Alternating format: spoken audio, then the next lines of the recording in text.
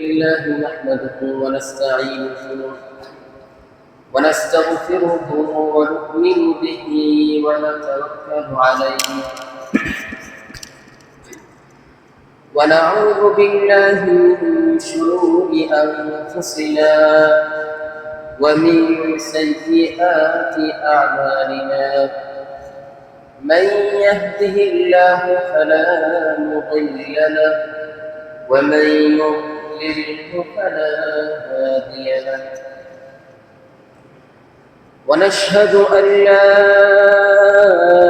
إله إلا الله وحده لا شريك له ونشهد أن سيدنا وسندنا وحبيبنا ومولانا محمدا عبده ورسوله أما بعد قال الله تعالى في كلامه المجيد وفي فرقانه الحميد أعوذ بالله من الشيطان الرجيم بسم الله الرحمن الرحيم وما أرسلناك إلا رحمة للعالمين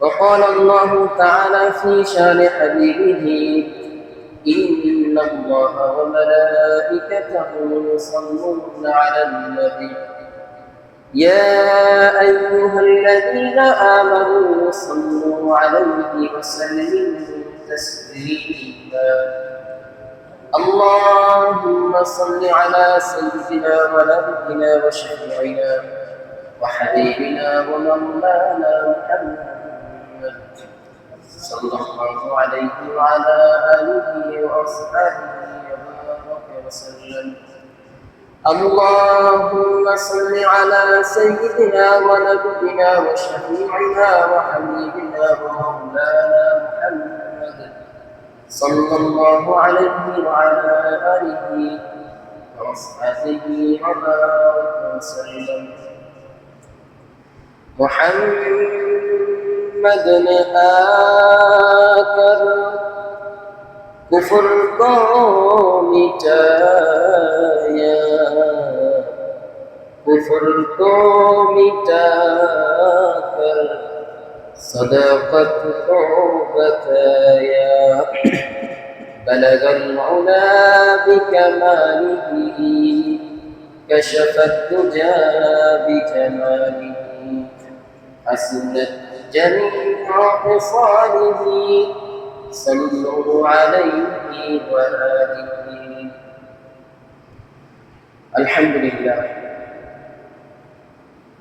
আল্লাহ পাক রব্বুল আলামিনের দরবারে অসংখ্য অগণিত শুকর যে মহান রব্বে করিম আমাদেরকে সুস্থ রেখে আমাদের হায়াতে জিন্দেগিতে বরকত দিয়ে আল্লাহ তাআলার ঘর মসজিদে আসার তৌফিক দান করেছেন এই জন্য সবাই শুকরিয়া আদায় করে বলি আলহামদুলিল্লাহ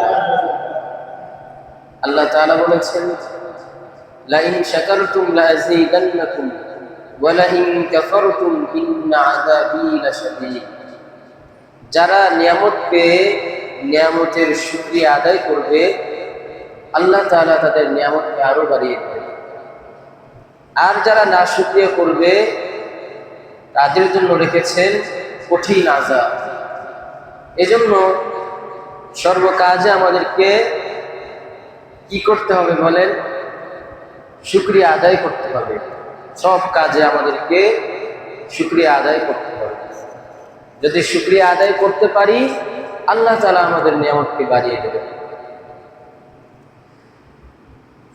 মোহতারাম মুসল্লিয়ানে কেরাম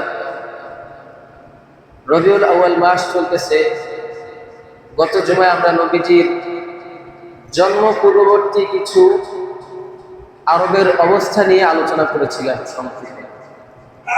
নবীজির জন্মের পূর্বে আরবের অবস্থা কেমন ছিল, এটা কিছুটা একটা ধারণা আমরা পেয়েছিলাম গত জুমায়।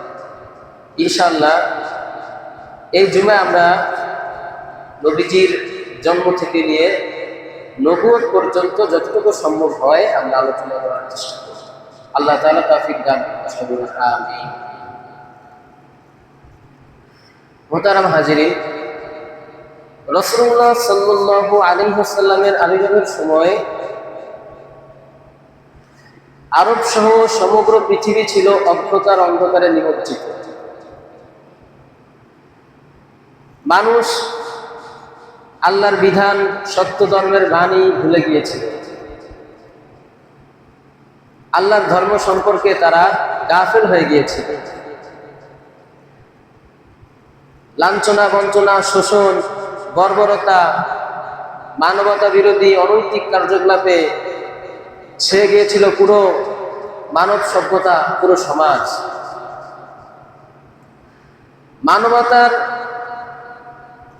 এই চরম পরিস্থিতিতে আল্লাহ রাব্বুল আলামিন রাসূলুল্লাহ সাল্লাল্লাহু আলাইহি ওয়াসাল্লামকে আরবের মক্কা নগরীতে বিশ্ব মানবতার মুক্তির দিশা, মানুষকে সৎ পথে পরিচালিত করার জন্য আল্লাহ রাব্বুল আলামিন আমাদের নবী মুহাম্মদ সাল্লাল্লাহু আলাইহি ওয়াসাল্লামকে প্রেরণ করলেন। রাসূলুল্লাহ সাল্লাল্লাহু আলাইহি ওয়াসাল্লাম আগমন করে পথ ভোলা মানুষদেরকে সৎ, ন্যায় এবং মুক্তির পথ দেখালেন। সুবহানাল্লাহ। রাসূলুল্লাহ সাল্লাল্লাহু আলাইহি ওয়াসাল্লামের জীবনকে দুই ভাগে ভাগ করা যায়। একটা হচ্ছে নবুয়ত পূর্ববর্তী জীবন, আরেকটা হচ্ছে নবুয়তী জীবন। নবুয়ত পূর্ববর্তী জীবন ছিল 40 বছর। কয় বছর? 40 বছর। আর নবুয়ত পরবর্তী জীবন ছিল 23 বছর। কয় বছর? 23 বছর। তাহলে মোট হচ্ছে 63 বছর। নবীজি দুনিয়াতে ছিলেন মোট 63 বছর। নবুয়তী জিন্দেগিকেও আবার দুই ভাগে ভাগ করা হয়েছে। প্রথম ভাগ হচ্ছে মাক্কি জীবন, দ্বিতীয় ভাগ হচ্ছে মাদানী জীবন। রাসূলুল্লাহ সাল্লাল্লাহু আলাইহি ওয়াসাল্লামের এই মাক্কি জীবন নিয়ে আমরা কিছুটা আলোচনা করব, জন্ম থেকে নবুয়ত পূর্ববর্তী আগ পর্যন্ত। তো আল্লাহ তাআলা নবীজি সাল্লাল্লাহু আলাইহি ওয়াসাল্লামকে আরবের মক্কা নগরীতে প্রেরণ করেছে, এটা তো আমরা সবাই জানি। আর নগরবাসী আরবগণ, তাদের একটা প্রচলিত প্রথা ছিল যে যখন কোনো শিশু জন্মগ্রহণ করত তখন তারা শহর নগরের কুপ্রভাব থেকে অনেক অনেক দূরে গ্রামীণ পরিবেশে সন্তানদেরকে বেড়ে ওঠার জন্য পাঠিয়ে দিত, যাতে করে সেই সন্তানটা সুঠাম দেহের অধিকারী হয়, বলিষ্ঠ দেহের অধিকারী হয় এবং তার মাংসপেশি যেন শক্ত হয়, সে যেন বিশুদ্ধ আরবি ভাষা শিখতে সক্ষম হয়। এজন্য তারা গ্রামে পাঠিয়ে দিতেন। কারণ গ্রামের মানুষ কি একটু স্বাভাবিকভাবে পরিশ্রমী বেশি হয় না? বেশি হয় শহরের তুলনায়। শহরে কি হয়? সারাদিন বিল্ডিং এর মধ্যে আটকা থাকে, একটু সময় বের হতে পারে কিন্তু বেশিরভাগ সময় বিল্ডিং এ আটকা থাকে, ঘরের মধ্যে বন্দি থাকে, যার কারণে পোল্ট্রি মুরগির মতো হয়ে যায় শহরের বেশিরভাগ। আর কি সবাই না, কিন্তু তারা বেশি কাজ করতে পারে না, তাদের ক্ষেত্রে বেশি কষ্ট করা সম্ভব হয় না। এজন্য তাদের প্রথা ছিল তারা গ্রামে পাঠিয়ে দিত। তো সেই প্রথা অনুযায়ী আব্দুল মুত্তালিব শিশু মুহাম্মদ সাল্লাল্লাহু আলাইহি ওয়াসাল্লামকে দুধ পান করার উদ্দেশ্যে ধাত্রী অনুসন্ধান করতে থাকেন। শেষ পর্যন্ত তিনি হালিমা সাদিয়া নামক একজন মহিলার কাছে তাকে সমর্পণ করেন দুধ পান করার জন্য। হালিমা সাদিয়া ছিল বনু সাদ বিন বকর গোত্রের একজন মহিলা। তার স্বামীর নাম ছিল হারিস বিন আব্দুল উজ্জা এবং তার এই লোকের নাম ছিল, উপনাম ছিল আবু কাবসা। হালিমা সাদিয়া বর্ণনা সূত্রে ইতিহাসবিদ ইবনে ইসহাক বর্ণনা করেন যে হালিমা এবং তার স্বামী তাদের একটি দুগ্ধপোষ্য শিশু সহ বনু সাদ গোত্রের একদল নারীদের সাথে তারা টাকার বিনিময়ে দুধ পান করাবে এরকম শিশু সন্তানের জন্য মক্কার দিকে তারা যাওয়ার মনস্থ করলেন। কারণ ছিল মক্কা ওই সময় অনেক দুর্ভিক্ষ চলছিল, দুর্ভিক্ষের কারণে অর্থ সংকট এবং খাদ্যাভাব বিরাজমান ছিল। এজন্য তারা অর্থের বিনিময়ে দুধ পান করায় এরকম শিশু সন্তানের জন্য মক্কার দিকে রওনা হয়ে গেলেন। হালিমা সাদিয়া নিজের মুখেই বলেন যে আমি বনু সাদ গোত্রের নারীদের সাথে আমি আমার স্বামী এবং আমার একটি কোলের শিশু ছিল, দুগ্ধপোষ্য শিশু, আমরা মক্কার উদ্দেশ্যে রওনা হয়ে গেলাম। তা আমি আমার একটা সাদা মাদি গাধার পিছনে সওয়ার হয়ে চলতে লাগলাম। আমাদের সাথে উটও ছিল, কিন্তু দুর্ভিক্ষের কারণে, ক্ষুধার কারণে আমাদের গাধাটি ছিল দুর্বল। উটের ওলান থেকে এক ফোঁটাও দুধ বের হচ্ছিল না। আমরা সবাই ক্ষুধার্ত ছিলাম। আমরা পথিমধ্যে যাত্রা বিরতি করলাম। আমাদের গাধাটা এত দুর্বল ছিল যে অন্যান্য নারীদের সাথে, অন্যান্য আমাদের কাফেলার লোকদের সাথে তাল মিলিয়ে সেই গাধাটি চলতে পারছিল না, যার কারণে তারা খুবই বিব্রত বোধ করছিল, খুবই বিরক্ত হচ্ছিল। কারণ আমাদের কারণে তাদের পিছনে পড়তে হচ্ছে, দেরি হচ্ছে সফরে। তো আমরা যাত্রা বিরতির পরে আমরা কষ্টে, রৌদ্রের কারণে, তীব্র রোদের কারণে আমরা বৃষ্টির জন্য অপেক্ষা করতে লাগলাম। আমার স্তনে এক ফোঁটাও দুধ ছিল না, এই জন্য আমার সন্তানটা ছিল ক্ষুধার্ত, যার কারণে রাতের বেলা সে ভালোভাবে ঘুমাতে পারে নাই, আর সে রাতে কান্নায় ছটফট করছিল ক্ষুধার কারণে। আমরাও রাতে ভালোভাবে ঘুমাতে পারিনি। সকাল যখন হলো আমরা বৃষ্টির অপেক্ষা করলাম, কিন্তু বৃষ্টি আসছিল না, এই জন্য আমরা আবার এভাবেই পথ চলা শুরু করলাম। তো অবশেষে আমরা গিয়ে মক্কায় পৌঁছলাম। মক্কায় পৌঁছানোর পরে হালিমা সাদিয়া সহ ওই মহিলারা সবাই দুগ্ধপোষ্য শিশু সন্তান করতে লাগলো। কিন্তু হালিমা সাদিয়া বলেন, আমাদের কাফেলার এমন কোন মহিলা ছিল না যাদের কাছে শিশু, এতিম শিশু মুহাম্মদ সাল্লাল্লাহু আলাইহি সাল্লামকে পেশ করা হয়নি। কিন্তু তারা কেউই তাকে গ্রহণ করেনি। কেন গ্রহণ করেনি? এতিম হওয়ার কারণে, দুধ পান করানোর কারণে যে উপহার উপঢৌকন পাওয়ার কথা, সেটা এতিম হওয়ার কারণে, যেহেতু তার বাবা নাই, তার মা বিধবা, তার দাদা বৃদ্ধ, এই জন্য আমাদেরকে সেই পরিমাণ, আমাদের আশানুরূপ উপহার উপঢৌকন পাওয়ার আশা ছিল না, যার কারণে কোনো মহিলা তাকে গ্রহণ করেনি। হালিমা সাদিয়াই বলেন, আমাদের দলের যত মহিলারা ছিল সমস্ত মহিলারা এক একজন করে দুগ্ধপোষ্য শিশু পেয়ে গেল। কিন্তু আমি অনেক খোঁজ করলাম, অনেক খোঁজ খবর লাগালাম, অনেক খুঁজতে থাকলাম, কিন্তু আমি কোনো দুগ্ধপোষ্য শিশুকে পেলাম না। হালিমা সাদিয়ার গোত্রের সকল মহিলারা দুগ্ধপোষ্য শিশু পেয়ে গেল, তাদের যাওয়ার সময় হয়ে গেছে। কিন্তু হালিমা সাদিয়া দুগ্ধপোষ্য শিশু না পাওয়ার কারণে তার স্বামীকে বলতেছে, খালি হাতে যেতে আমার ভালো লাগছে না। তার স্বামীর সাথে সে পরামর্শ করছে, আমরা বরং খালি হাতে না গিয়ে ওই এতিম শিশুটিকেই নিয়ে যাই। তার স্বামী বলল, ঠিক আছে, তুমি ওই এতিম শিশুটিকেই নিয়ে আসো, হতে পারে আল্লাহ তাআলা এই এতিম শিশুর মধ্যেই আমাদের জন্য কোনো না কোনো বরকত রেখেছেন। তার স্বামীর কথা শুনে হালিমা সাদিয়া মুহাম্মদ সাল্লাল্লাহু আলাইহি ওয়াসাল্লামকে আনার জন্য চলে গেলেন।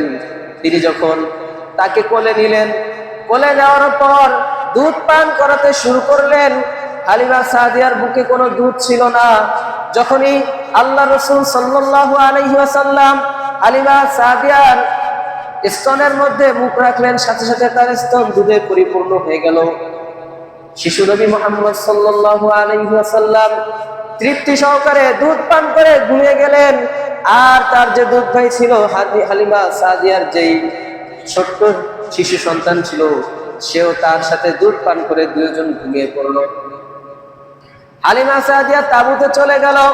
তাঁবুতে যাওয়ার পর হালিমা সাদিয়া বলতেছে, আমার স্বামী যখন উটের দুধ দোয়াতে গেল, গিয়ে দেখলো উটে দুধে ওলান পরিপূর্ণ হয়ে গেছে। আমার স্বামী দুধ দহন করে এনে আমরা তৃপ্তি সহকারে পেট ভরে দুধ খেলাম। দুধ খাওয়ার পরে, দুধ পান করার পরে আমরা সবাই রাতের বেলা আরামের সাথে ঘুমালাম। এর পূর্বে আমরা এত তৃপ্তি সহকারে, এত আরামের সাথে রাত কাটাতে পারিনি, এত সুন্দরভাবে আমরা ঘুমোতে পারিনি। আমরা একের পর এক রাসূলুল্লাহ সাল্লাল্লাহু আলাইহি ওয়াসাল্লামের বরকত প্রত্যক্ষ করতে লাগলাম, বরকত দেখতে পাচ্ছিলাম। আমার স্বামী বলছিল সকালবেলা, হালিমা তুমি তো দেখি বড় সুন্দর বরকতময় একটা বাচ্চা নিয়ে এসেছো, মনে হয় এটা কোনো সাধারণ বাচ্চা নয়, এটা কোনো সাধারণ শিশু নয়, এটা একটা অলৌকিক শিশু দিয়ে এসেছো তুমি। এরপরে হালিমা বলছে, আপনি ঠিকই বলেছেন, আমারও তাই মনে হয়। এরপরে তারা সবাই রওনা হয়ে চলে গেল বাড়ির দিকে। বাড়ির দিকে যখন রওনা হয়ে গেল, যেই গাধাটা আসার সময় সকলের সাথে তাল মিলে চলতে পারছিল না, ওই গাধাটা এখন সবার আগে আগে চলে যায়। তার দলের মহিলারা দেখে অবাক হয়ে গেল। তারা বলতেছিল, হালিমা এত দ্রুত যাচ্ছ, আমাদের জন্য একটু দাঁড়াও। এটা কি তোমার সেই গাধাটি নয় যেই গাধাটি আসার সময় আমাদের পিছে পড়ে যাচ্ছিল? হালিমা বলল, অবশ্যই এটা সেই গাধাটি, যেই গাধাটি তোমাদের সাথে আসার সময় আমরা পিছনে পড়ে গেছিলাম। এই গাধায় সওয়ার হওয়ার কারণে সেই গাধাটি এখন সবার আগে আগে চলছে। অন্যান্য মহিলারা বলছে, নিশ্চয়ই হালিমার সাথে অলৌকিক কোনো ঘটনা ঘটেছে, যার কারণে এই গাধাটি আমাদের থেকেও আগে আগে চলতে পারছে। এত দুর্বল ছিল গাধাটি, অথচ এই গাধাটি কিভাবে এত সবল হয়ে গেল? আমরা পথ চলতে চলতে বাড়িতে গিয়ে পৌঁছলাম। মক্কায়, আরবের মধ্যে, শুধু মক্কায় নয়, সমগ্র আরবে দুর্ভিক্ষ চলছিল। সকলের আমরা একের পর এক নবীজির বরকত প্রত্যক্ষ করতে লাগলাম। সকলের ছাগলগুলো যখন চড়াতে নিয়ে যায়, সকালবেলা যেমন ক্ষুধার্ত অবস্থায় যায়, আবার বিকালবেলা তারা সন্ধ্যার সময়ে ক্ষুধার্ত অবস্থায় ফিরে আসে। কিন্তু নবীজিকে নেওয়ার পর আমাদের ছাগলগুলো যখন আমরা চারণভূমিতে পাঠিয়ে দিতাম, সকালবেলা খালি পেটে চলে যেত, আবার তারা সন্ধ্যাবেলায় ভরপুর পেট নিয়ে বাড়িতে ফিরে আসতো, আর দুধে তাদের ওলানগুলো পরিপূর্ণ থাকতো। আমরা দুধ দহন করে খুব সুখে শান্তিতে দিন কাটাতে লাগলাম। আমাদের দেখা দেখি মক্কার অন্যান্য, আমাদের দেশের অন্যান্য বনু সাদ গোত্রের অন্যান্য লোকেরা বলতে লাগলো, হালিমার তাদের রাখালদেরকে বলতে লাগলো, হালিমার ছাগলগুলো যেই চারণভূমিতে চড়ায়, তোমরা কেন তাদের সেই চারণভূমিতে গিয়ে চড়াও না? তোমরা তাদের ছাগলগুলোকে যেই চারণভূমিতে চড়ায়, তোমরাও গিয়ে তোমাদের ছাগলগুলোকে সেই চারণভূমিতে চড়াও। কিন্তু আসলে এখানে কি কোনো চারণভূমির কৃতিত্ব আছে নাকি? কোনো চারণভূমির কৃতিত্ব আছে? আল্লাহ তাআলার পক্ষ থেকে বরকত আসতেছিল। রাখালরাও তাদের মালিকের কথা অনুযায়ী, মনিবের কথা অনুযায়ী তারা তাদের ছাগলগুলোকে, হালিমা সাদিয়ার ছাগলগুলো যেখানে চড়ানো হতো, তারাও সেখানে নিয়ে চড়াতে লাগলো। কিন্তু তাদের ছাগলগুলো যেরকম আগেও যেমন খালি পেটে যেত, খালি পেটে আসতো, এখনো ওই রকম ভাবেই খালি পেটে যায়, আবার খালি পেটে ফিরে আসে। এরকম হালিমা সাদিয়া বলে, আমরা একের পর এক রাসূলুল্লাহ সাল্লাল্লাহু আলাইহি ওয়াসাল্লামের বরকত প্রত্যক্ষ করতেছিলাম। এরপরে নবীজির বয়স যখন 2 বছর হয়ে গেল, দুধ পান করানোর মেয়াদ শেষ হয়ে গেল, আমরা নবীজিকে তার মায়ের কাছে ফিরিয়ে দিতে গেলাম। কিন্তু নবীজির বরকতের কারণে আমরা তাকে আরো কিছুদিন আমাদের সাথে রাখতে চাচ্ছিলাম, আমরা নবীজিকে ছাড়তে চাচ্ছিলাম না। আমরা তার মায়ের কাছে গিয়ে আমাদের গোপন ইচ্ছার কথা জানালাম, বললাম তাকে আমাদের সাথে আরো কিছুদিন থাকতে দিন, কারণ মক্কায় তখন দুর্ভিক্ষের প্রাদুর্ভাব ছিল, মহামারীর প্রাদুর্ভাবের কারণে আমিনা নবীজির আম্মা জানও রাজি হয়ে গেলেন। অনেক অনুরোধ করার পরে নবীজিকে হালিমা সাদিয়ার কাছে আরো কিছুদিন থাকতে দিলেন। আর যখন হালিমা সাদিয়া নবীজিকে নিয়ে গেল, এভাবে নবীজি তাদের কাছে থাকতেছিলেন, হালিমা সাদিয়ার কাছে, দুধ মায়ের কাছে থাকতেছিলেন। হঠাৎ একদিন নবীজি সাল্লাল্লাহু আলাইহি ওয়াসাল্লাম তার সাথীদের সাথে মাঠে খেলছিলেন। এমন সময়ে একজন লোক এসে তাকে দূরে নিয়ে গেল, দূরে নিয়ে গিয়ে তাকে শুয়ে দিল। তাকে শোয়ানোর পরে তার বুক চিরে ফেললো, বুক চিরে তার হৃৎপিণ্ড বের করে ফেললো, তার কলবটাকে বের করে ফেললো। এরপরে তার হৃৎপিণ্ড থেকে একটা রক্তের জমাট বাঁধা একটা রক্তের টুকরা বের করে বলল, এটা হলো তোমার প্রতি, তোমার ভিতরে শয়তানের অংশ।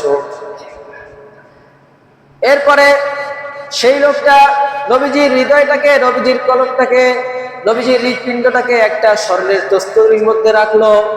স্বর্ণের তস্তুরির মধ্যে রাখার পর জমজম পানি দ্বারা ধৌত করলো। জমজম পানি দ্বারা ধৌত করে এরপরে আবার যথাস্থানে সেটাকে বসিয়ে সেলাই করে লোকটা চলে গেল। আর অন্যান্য সাথীরা দেখে দৌড়ে গিয়ে হালিমা সাদিয়ার কাছে খবর দিয়ে দিল, মুহাম্মদ সাল্লাল্লাহু আলাইহি ওয়াসাল্লাম নিহত হয়েছেন, মুহাম্মদ নিহত হয়েছে। এই কথা শোনার পর হালিমা এবং তার স্বামী দৌড়ে গিয়ে দেখলো মুহাম্মদ সাল্লাল্লাহু আলাইহি ওয়াসাল্লাম শিশু নবী বিবর্ণ অবস্থায়, তার চেহারা বিবর্ণ হয়ে আছে। সে ভয়ে আতঙ্কিত। তারা জিজ্ঞাসা করলো কি হয়েছে, সব ঘটনা নবীজি খুলে বললেন। তারপর তাকে নিয়ে তারা সেবা যত্নে লিপ্ত হলেন।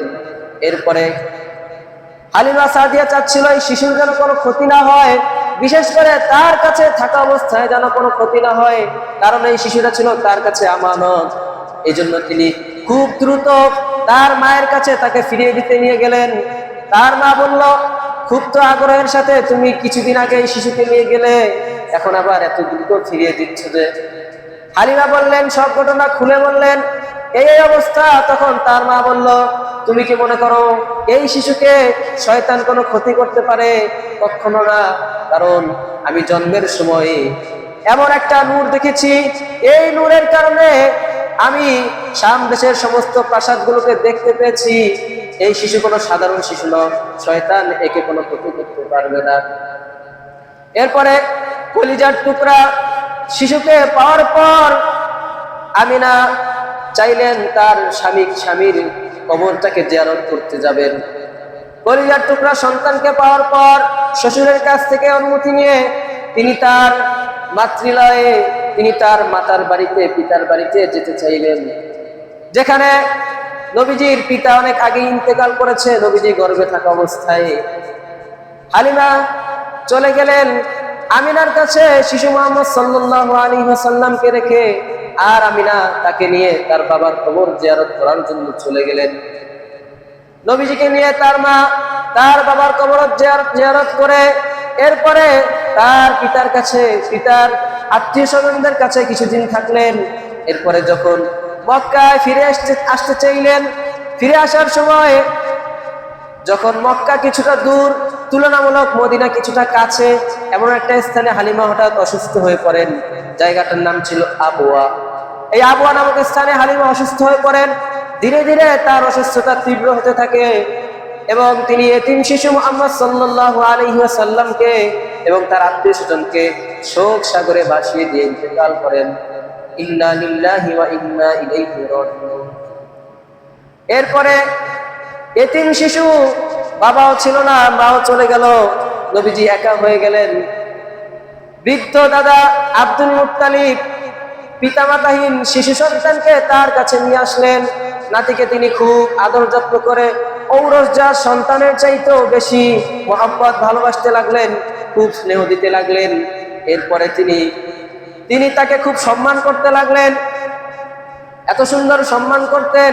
মক্কার ছায়ায় আব্দুল মুত্তালিবের বসার জন্য একটা উঁচু ভালো জায়গা ছিল, ওইখানে আর কেউ বসতে পারতেন না, তার সন্তানরাও তার আশেপাশে বসতেন। কিন্তু শিশু মুহাম্মদ সাল্লাল্লাহু আলাইহি ওয়াসাল্লাম ওই স্থানে গিয়ে বসতেন আর তার চাচারা তাকে নামিয়ে দিতেন, কারণ আব্দুল মুত্তালিবের সম্মানের কারণে সেখানে কেউ বসার সাহস করত না। কিন্তু যখন আব্দুল মুত্তালিবের সামনে নবীজিকে নামিয়ে দিতে চাইলেন তার চাচারা, তখন আব্দুল মুত্তালিব বললেন, তোমরা তাকে নামানোর চেষ্টা করো না, তাকে এখানে বসতে দাও, আমার তো তাকে কোনো সাধারণ শিশু বলে মনে হয় না। এরপরে আব্দুল মুত্তালিব তাকে পাশে নিয়ে বসাতেন, তাকে খুব আদর সোহাগ করতেন এবং তার কার্যকলাপ দেখে তিনি আনন্দ প্রকাশ করতেন। এইভাবে তিনি নবীজিকে সম্মান করতেন। কিন্তু দাদার স্নেহের ছায়া বেশি দিন নবীজির উপরে থাকলো না। নবীজির বয়স যখন 8 বছর, তার মাতা ইন্তেকালের 2 বছর পর নবীজির বয়স যখন 8 বছর, অন্য এক বর্ণনায় আছে 8 বছর 2 মাস, এমন সময় তার দাদা ইন্তেকাল করেন। এরপরে তিনি মৃত্যুর আগে তার সন্তান আবু তালেবকে তিনি ওসিয়ত করে যান যেন এই শিশুকে তিনি দেখে রাখেন। বাবার ওসিয়ত অনুযায়ী আবু তালেবও তার ভাতিজাকে 40 বছর বয়স পর্যন্ত লালন পালন করতে থাকেন। বাবার মতো তিনি তাকেও ঔরসজাত সন্তানের থেকেও বেশি মহব্বত করতে লাগলেন, তাকে বিভিন্ন সম্মান দিতে লাগলেন। এক সময় একটা ঘটনা বর্ণনা করা হয়েছে, মক্কার মধ্যে বৃষ্টি আসে না, বৃষ্টি হচ্ছে না, সবার পশু পাখি সবার কষ্ট হচ্ছিল। লোকেরা আবু তালেবের কাছে, আবু তালেব যেহেতু নেতা ছিলেন, এই জন্য আবু তালেবের কাছে বলল, আপনি আল্লাহ তাআলার কাছে দোয়া করুন, আমাদের বিশ্বাস আপনি আল্লাহ তাআলার প্রিয় ব্যক্তি, আপনি যদি আল্লাহ তাআলার কাছে দোয়া করেন তাহলে আল্লাহ তাআলা হয়তো আপনাকে বৃষ্টি দিবেন, হয়তো মক্কার মধ্যে বৃষ্টি দান করবেন আপনার দোয়ার বরকতে। আবু তালেব পরের দিন সকালবেলা মুহাম্মদ সাল্লাল্লাহু আলাইহি ওয়াসাল্লামকে নিয়ে গেলেন, বালক মুহাম্মদকে নিয়ে তিনি নবীজিকে বললেন, তুমি এই কাবা শরীফের সাথে লেগে থাকো। নবীজি কাবা শরীফের সাথে হেলান দিয়ে দাঁড়িয়ে থাকলেন, আর আবু তালেব নবীজিকে দেখিয়ে আল্লাহ তাআলার দরবারে দোয়া করতে লাগলেন। আর দোয়া করার সাথে সাথে কোথা থেকে মেঘখণ্ড এসে টুকরো টুকরো মেঘখণ্ড জড়ো হয়ে গেল, পুরো মক্কা অন্ধকারে ছেয়ে গেল, মেঘের আধারে ছেয়ে গেল, আর বৃষ্টি শুরু হয়ে গেল। এত পরিমাণ বৃষ্টি হলো যে পুরো আরব প্লাবিত হয়ে গেল। গ্রামগঞ্জ থেকে শুরু করে প্রত্যেকটা অঞ্চলে বৃষ্টি পড়ে সমস্ত জমি জমা সবকিছু সতেজ হয়ে উঠল। তখন আবু তালেব বলল, এমন একটা ব্যক্তি মুহাম্মদ, তার চেহারা দেখিয়ে বৃষ্টির প্রার্থনা করা হয়, তিনি কবিতা আবৃত্তি করলেন। এরকম একের পর এক মক্কাবাসীও নবীজির বরকত প্রত্যক্ষ করতে লাগলেন। এভাবে তারা নবীজির বরকত প্রত্যক্ষ করতে লাগলেন, একের পর এক বরকত যখন প্রত্যক্ষ করতে লাগলেন। এরপরে নবীজির যখন 12 বছর বয়স হয়, তখন তিনি চাচা আবু তালেবের সাথে ব্যবসার উদ্দেশ্যে সিরিয়ায় গমন করেন, শাম দেশে যায়। শাম দেশে যাওয়ার পরে বসরা নামক একটা জায়গায় যখন তারা যায়, তখন ওই বসরায় একজন ধর্মযাজক ছিল। ওই ধর্মযাজকের নাম ছিল জারজিস, তিনি বাহিরা নামে অধিক প্রসিদ্ধ ছিল। ওই ধর্মযাজক নবীজির এই কাফেলাকে, ব্যবসায়ী কাফেলাকে আসতে দেখে তিনি তার গির্জা থেকে বের হয়ে ওই ব্যবসায়ী, মক্কার ব্যবসায়ী কাফেলার সাথে তারা সাক্ষাৎ করলো। এর আগে কখনো ওই ধর্মযাজককে কোনো মানুষের সাথে সাক্ষাৎ করতে দেখা যায় নাই, কোনো ব্যবসায়ী কাফেলার সাথে সাক্ষাৎ করতে দেখা যায়নি। কিন্তু হঠাৎ করে মক্কার এই কাফেলার সাথে তিনি তার গির্জা থেকে বের হয়ে এসে সাক্ষাৎ করলেন, তাদেরকে অতিথি আপ্যায়ন করালেন। এরপরে জিজ্ঞাসা করলেন যে নবীজিকে দেখে ওই ধর্মযাজক বাহিরা তাকে চিনে ফেললেন যে এই ছেলেটা নবী হবেন, শেষ নবী, আখিরি জামানার নবী। এই জন্য তাকে জিজ্ঞাসা করলেন এই বালকটিকে। আবু তালেব বললেন, এই বালকটি আমার ভাতিজা।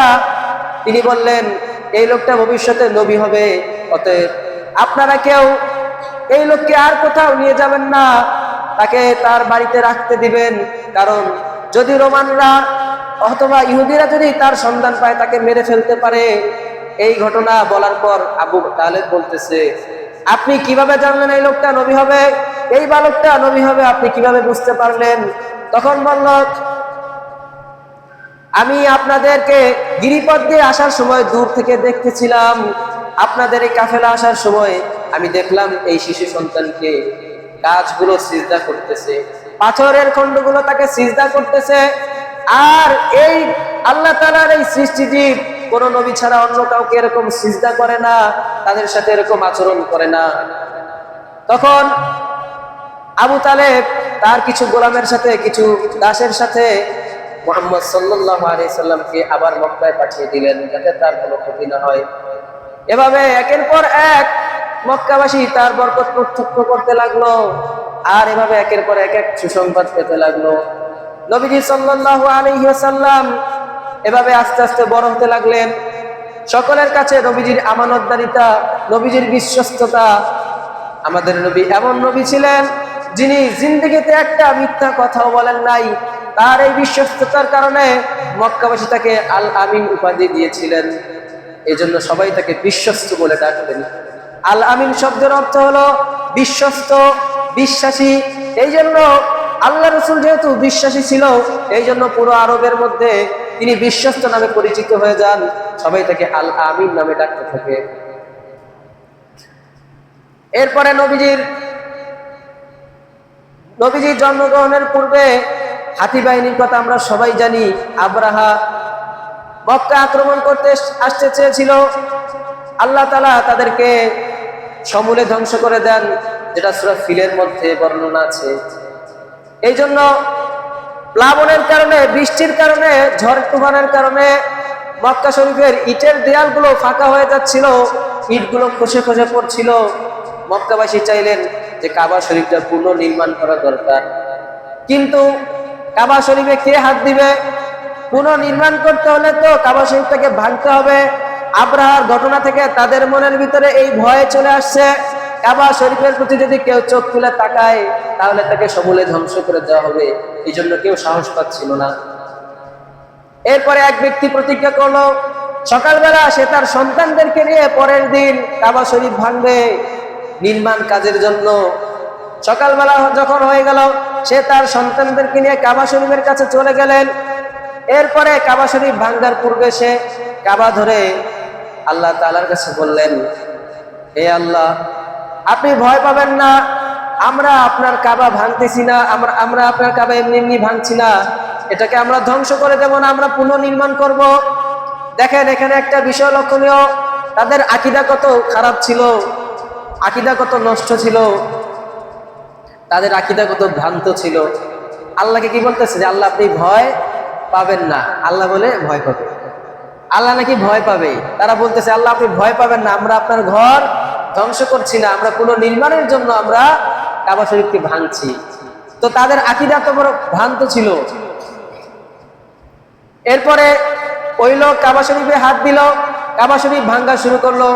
যখন লোকেরা দেখতে পেল যে তার কিছুই হচ্ছে না, তখন অন্যান্য লোকেরা সবাই মিলে কাবা শরীফ ভাঙার কাজে নিয়োজিত হয়ে গেল। এভাবে কাবা শরীফের নির্মাণ কাজ শুরু হয়ে গেল।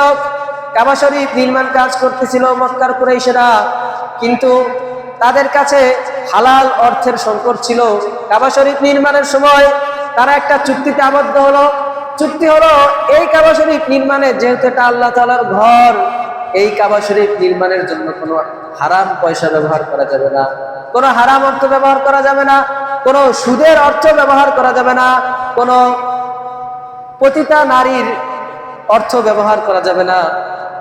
তার মানে তারাও জানতো সুদের টাকা মারাত্মক খারাপ, কত বড় জঘন্য এটা তারাও জানতো। এই জন্য তারা সুদের টাকা, হারাম টাকাকে তারা তাদের কাবা শরীফে নির্মাণের জন্য কাজে লাগায়নি। আর তাদের এই টাকা অর্থ সংকট হওয়ার কারণে কাবার একটা অংশ, যেটার নাম হচ্ছে হাতিমে কাবা, এটাকে তারা কাবার বাইরে রেখে দেয়, বাউন্ডারির বাইরে রেখে দেয়।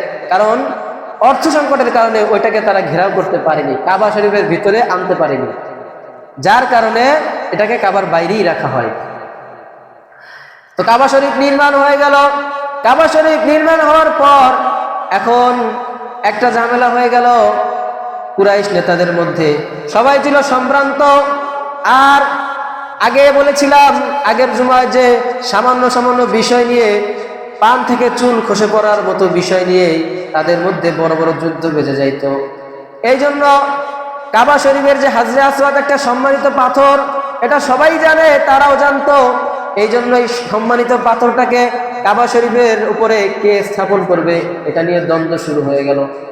অনেক দিন যাবৎ দ্বন্দ্ব, কোনো সিদ্ধান্তে কেউ পৌঁছাতে পারছে না, কারণ সবাই চাই সম্মান, এই গৌরব লাভ করতে।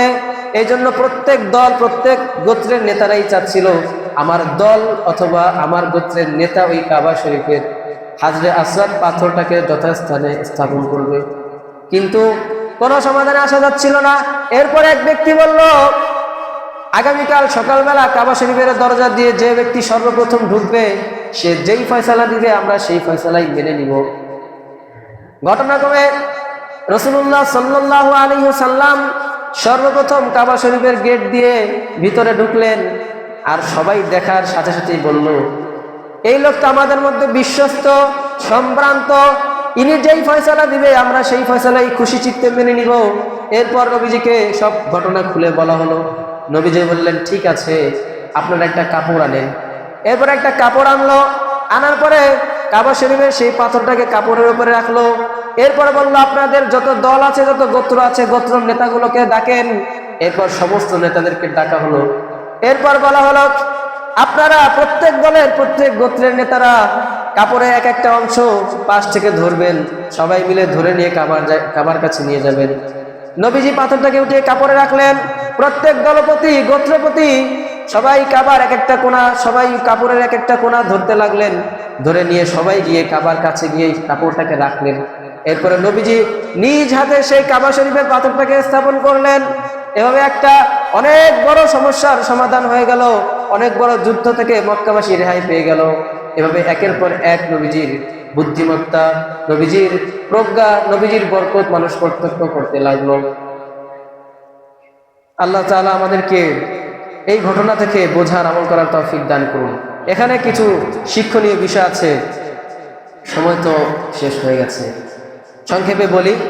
সেটা হচ্ছে হালিমার ঘটনা থেকে আমরা কয়েকটা বিষয় উপলব্ধি করতে পারি। সেটা হচ্ছে কাউকে গরিব ইয়েতিম দেখেই তাকে যাচাই, বাহ্যিক দৃষ্টি দেখেই তাকে যাচাই বাছাই করা উচিত নয়। সবাই মনে করেছিল এই সন্তানকে নিলে, এই ইয়েতিম শিশুকে নিলে হয়তোবা আমরা উপহার উপঢৌকন থেকে বঞ্চিত হব, অর্থকরী কম পাব। কিন্তু দেখা গেল যে অন্যান্য মহিলারা এই ইয়েতিম শিশুকে না নিয়ে যেই পরিমাণ লাভ তারা করেছে, যেই পরিমাণ উপকার তারা পেয়েছে, এর থেকেও বেশি হালিমা সাদিয়া ইয়েতিম শিশুকে নিয়ে উপহার উপঢৌকন লাভ বেশি পেয়েছে, বরকত বেশি পেয়েছে। এজন্য এখান থেকে শিক্ষা যে বাহ্যিক দৃষ্টি দেখেই বিচার করা উচিত নয়। আল্লাহ তাআলা কোন জিনিসকে, কোন জিনিসের মধ্যে কিরকম বরকত রেখেছেন এটা আমাদের জানা নেই। এটা কার জানা আছে বলেন? আল্লাহ তাআলার জানা আছে। এজন্য বাহ্যিক দৃষ্টি থেকে বিচার না করা। আল্লাহ তাআলা আমাদের সবাইকে বোঝার, আমল করার তৌফিক দান করুন। আমিন।